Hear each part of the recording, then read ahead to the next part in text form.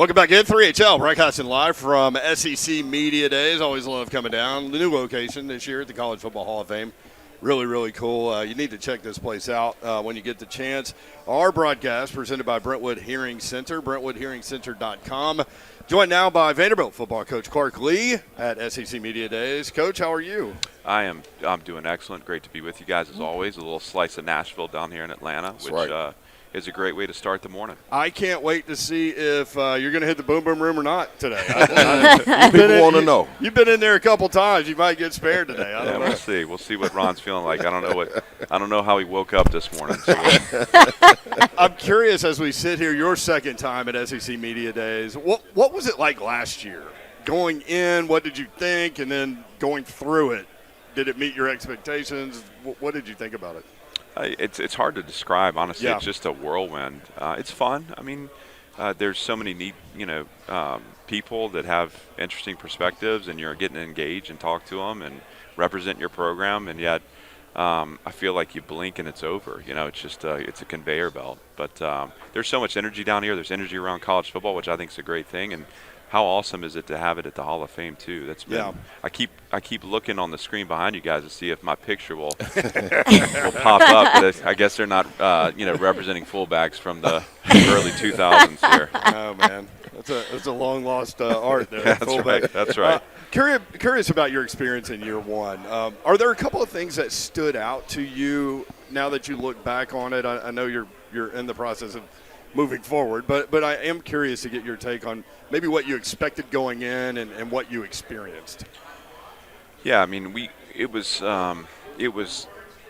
evident to me early on that we had a huge task ahead in the first season because the program had reached kind of a state of decay where psychologically our team was not really inspired to go at football at the level we needed to go at it. And I'm going all the way back to the winter time. Yeah.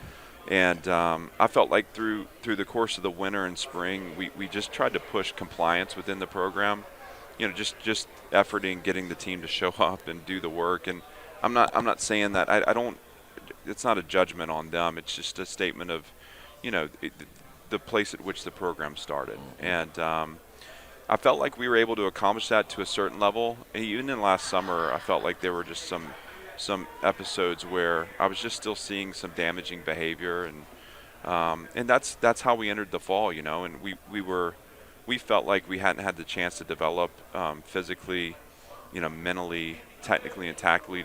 We knew that we had a steep climb in the fall, and it was a hard season. I mean, that was that was really a challenge, but I felt like it was necessary, and I think in the moment you want to be victimized by it, but the truth is I kept coming back to the fact is this is why I came here. Yeah. And for me, it was about recognizing why being stripped down to the studs was so important for us. We had to offload everything that was fake and unbelieving, and we had to really get down to the core members of our team that were going to bind together through the adversity, because this is a program that had been broken apart during COVID.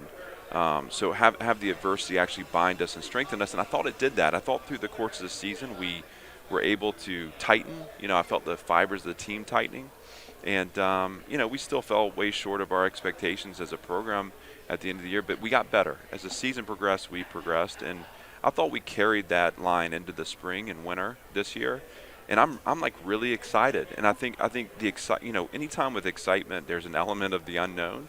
We play week 0 in Hawaii this year, so we got to get this crew ready to go. But when I go back to Nashville, I'm going to be going back to a team that's hungry, and they're anxious to put on display the things that they've worked for, and to me, that's a great starting point. And so, a lot of learning in year one, a lot of development for me personally, and the better I become, the better everyone else becomes. See, it's amazing to me to think about the enormity of everything you just said, right? Like, because you're not even talking about X's and O's at that point when you take over a program coming off the COVID and coming off losing and all of these things.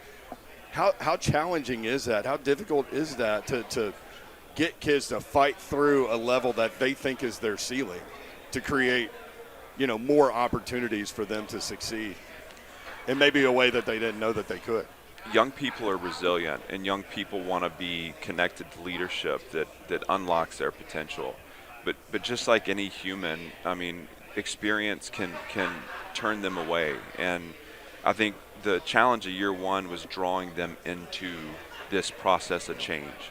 Were they willing to put themselves in the way of change? And early on, I didn't feel that willingness, and so we had to kind of design to push it. And now they're hungry for it. And again, I hate one thing I hate about these moments is like everything becomes the dramatic shift in the program. Nothing actually happens that way. Everything is incremental, Gradually, but we see incremental, small progress within our program that we're excited to take into the fall and measure against our opponents. And so kids are resilient. They'll go at things together. But they have to be bound together first, and that's what we've been working to do in the first year. So I was fortunate enough to kind of hear from your guys during the spring, working the spring game, and they talk about that transition and everybody buying in and all of that. And during the spring, it was kind of quarterback battle, and we'll see what happens. I think that the fact that Mike Wright is here representing you on SEC Media Days probably shows us who your starting quarterback is. Just kind of talk about how and why he has earned the right to be here.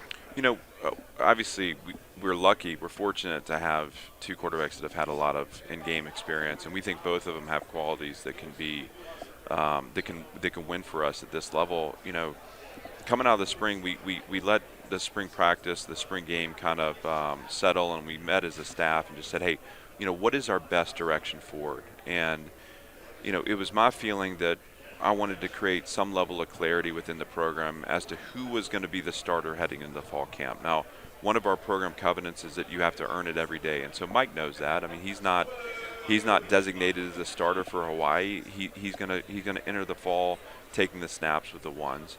And in doing so, we wanted to establish some level of leadership for that offense to say, hey, this is going to be the starting quarterback. And even beyond that, I think just to give both quarterbacks some peace of mind, because we needed them to stop focusing on competing with each other and start focusing on building this offense through their leadership. And, you know, that's hard to do sometimes when every day all you're thinking about is one-upping the guy next to you. So one of the things I want to say in this is that one of the most impressive parts of this experience, which was very challenging, you have hard conversations after the spring where you're talking to guys that you care about, and obviously Mike is really excited and Ken's not, right. You know, and that's hard to do, but I will tell you that Ken Seals did not flinch. And in an era where most 9 out of 10 people are going to be gone the next day, he set his jaw and said, I'm going to earn it every day. He said, watch me. And it wasn't in a spiteful way. It was in a way that showed a belief in himself. And I honor that. And so, I think, again, we're fortunate to have two guys that have made plays at a high level on our field. But more than that, I think we're fortunate to have two high-character guys that are going to help lead our offense. And that's what you breed. You breed competition. You know, being able to hang your hat on defense, and that right there is a whole different type of life you live in. You know, right. But overall, looking at your team, what other positions do you breed that type of competition from, where you know guys aren't backing down? You don't have to turn, look over your shoulder, guys walking out the door, but everybody buying in now that you're going into year two. Yeah, I mean, we're trying to cultivate that at every single position on the field. Now, right. You know, again, we have to recruit, retain, and develop our roster. Yeah. And in doing that, we're gonna unlock higher levels of competition. But I will tell you, you know, offensively, we probably have 8 guys right now that are battling for 5 spots, and that's going to be a great thing. We have, 4 running backs right now that we feel like have a chance to carry the ball in significant snaps for us. That's going to breed competition. You know, we've introduced some talent in the receiver corps, getting Gamarian Carter back and Jay McGowan and others too, that, you know, are going to allow for, you know, if you're playing 11 personnel or 12 personnel, there's 2 or 3 guys out there. They're going to have to earn it. Make the plays that come to them, and also earn it through blocking down the field. Right. Defensively, it's a little bit easier to cultivate because you can rotate, and you know there's 11 spots, and you know we talk about how many guys are going to be capable of playing to our standard on defense. You know, we might end up playing 22, 24 people on defense, which I think is a blessing. So we're trying to cultivate that at every spot. I think if I'm going to be critical of myself last year, I think I defaulted a little bit to saying, hey, just play the best player. And I think in doing that, you're kind of self-protective a little bit because it's like, you're going with what would traditionally be the right option. But I think the competition's actually where you discover what team you have.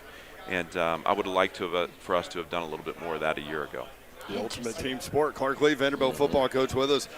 Clark, Vanderbilt has a different academic profile than the rest of the SEC schools. What does that help you or hinder you in transfer portal recruiting? Well, I think to take a step back, the dichotomy there, help or hurt, is a matter of, are we going to be successful or are we not? And so in knowing that we're going to be successful, what differentiates us gives us a market advantage in my perspective. Our admissions office is really, they work hand in hand with us. And our team, we had a 3.0 GPA this spring as a team, and that's important because that's not reflective. That's the team that we inherited. I mean, that's reflective of guys making small decisions to take pride in everything we do, which is one of our covenants. But that would outpace probably the normal Vanderbilt student. We have high-reaching, high-achieving people that come from varying backgrounds that all are very capable of great work in the classroom. Now, what we can do in admissions and what we should do are two different things, because in the end, the experience at Vanderbilt is going to call someone to go to class, to show up on time, to be engaging in that classroom. And so education has to be important at some level. And so in terms of the transfer portal, what's interesting, and this is maybe I don't know that I've shared this with you guys before, but I transferred into Vanderbilt. I was denied admission out of high school. I did not know that. So wow. As it turns out, it's a little bit easier to get in as a transfer because those numbers don't measure out in terms of the university profile. And so we have such great relationships with our admissions office. We can absolutely push the envelope there and work in collaboration with them to build a competitive program. But again, for us, it's about really staying true to the identity that we know will be successful. And in that way, those admission standards and the academic prestige of our university is a differentiator for good.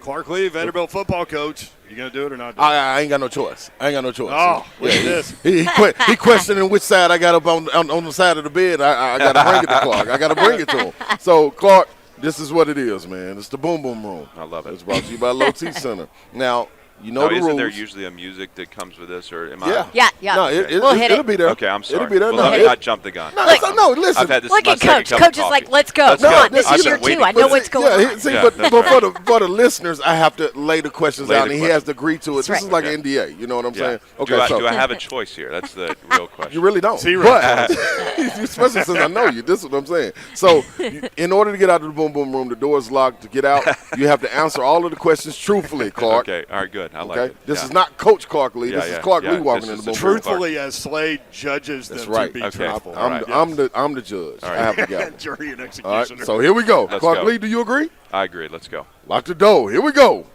All right, Clark Lea, you're in the Boom Boom Room. Now, first and foremost, it's been a facelift on Vanderbilt. You walked Not into my it. face, by the way. That's what I'm talking about. You know.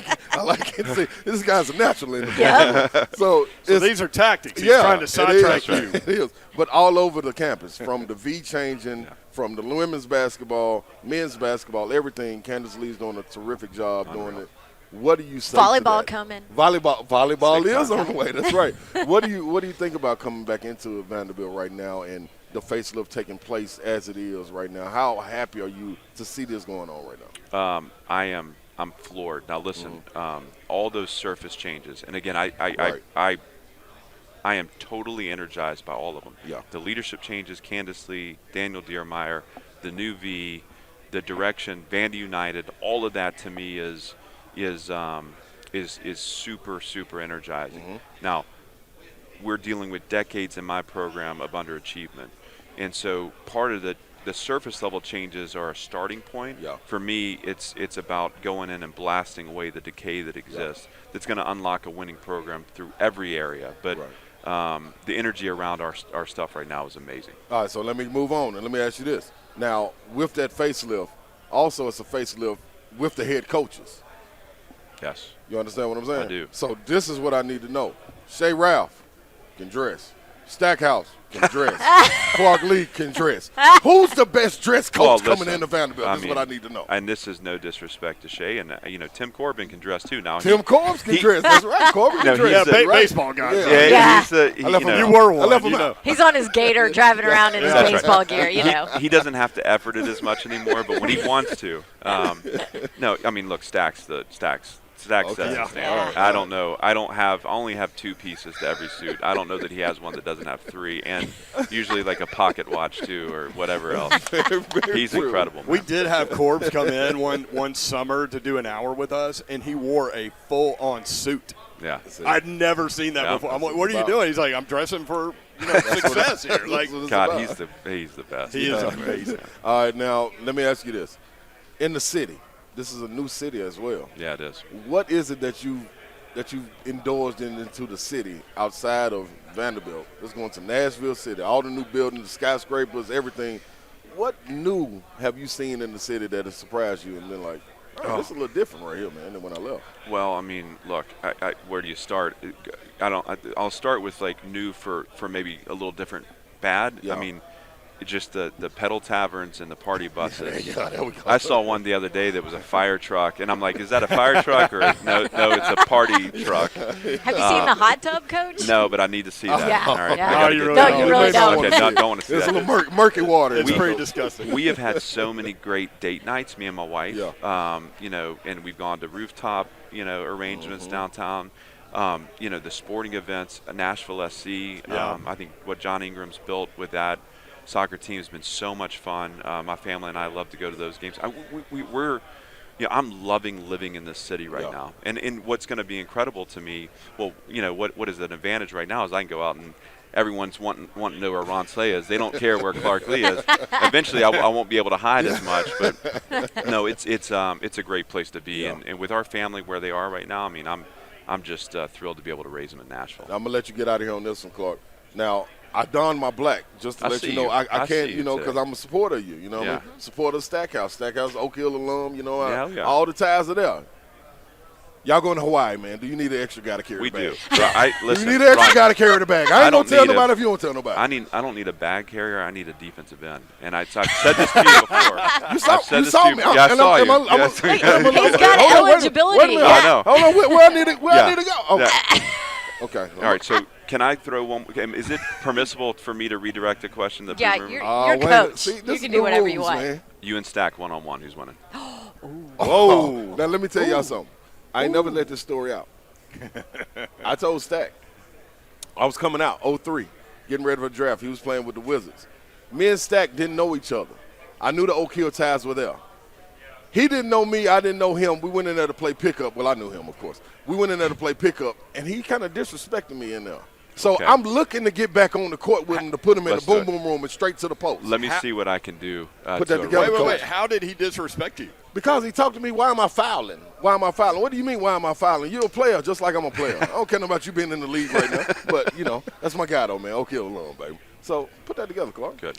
Hey, if I'm late to the podium, it's Yeah, okay. I know. I'm like, let's I get go. Get out permission of here. if I'm in the boom boom room. Yeah, though. you It's do. like You a do. written Clark Lea, excuse. you are out of the boom boom All room. right. Thank I you. love it. Thank you, Coach. Thank you, Good luck. Coach. Yeah, Appreciate you. thank you all. Oh, man. All right, Vanderbilt football coach Clark Lea at 3HL 1045 on Twitter. More 3HL next on 1045 The Zone.